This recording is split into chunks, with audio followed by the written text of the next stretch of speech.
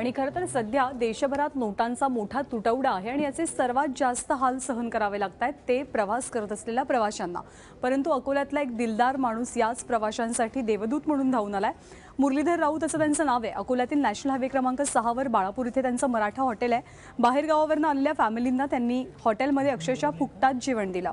बाहेरगावच्या प्रवाशांनी हॉटेलमध्ये यावं, भरपूर खावं आणि पैशाची काळजी करू नये आणि पुढच्या वेळेला याल तेव्हा मला पैसे द्या अशी ऑफर त्यांनी दिली आहे। राऊत यांनी दाखवलेल्या माणुसकीमुळे अनेक भुकेलेल्या प्रवाशांना पोटभर अन्न मिळालंय।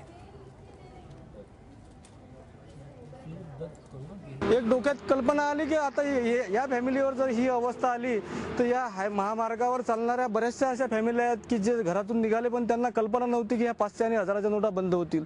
त्यामुळे आम्ही ठरवलं की बा ह्या आपण प्रत्येकाची सेवा म्हणून आपण प्रत्येकाला जेवण दिलं पाहिजे, हा आपलं कर्तव्य आहे, आपला धर्म आहे।